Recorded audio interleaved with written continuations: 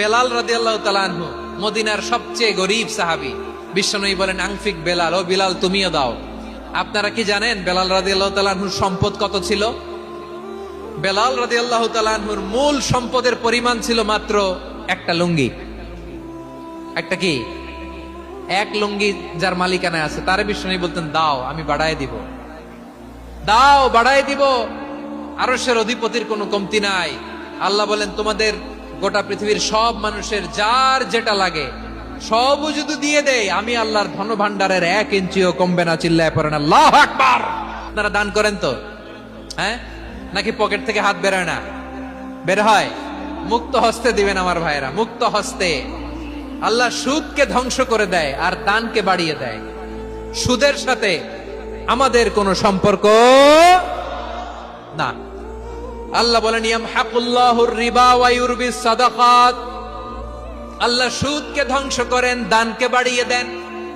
Pocket থেকে দিয়ে দিলাম, মনে হয় কমে যায়, আসলে কমে না, বাড়ায় দেয় কে? মনে হয় কমে গেছে, আসলে বাড়ায় দেয় কে? আপনি দিলে আপনারে দিবে কে?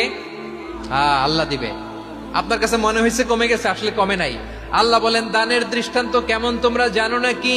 মাসালুল্লাযীনা ইউনফিকুনা আমওয়ালাহুম ফি সাবিলিল্লাহি কামাসালি হাব্বা আম্বাতাত সাবআ সানাবিলা ফি কুল্লি সুমবুলাতিন মিআতু হাব্বা ওয়াল্লাহু ইউদাঈফু লিমান ইয়াশাউ ওয়াল্লাহু ওয়াসিউন আলীম।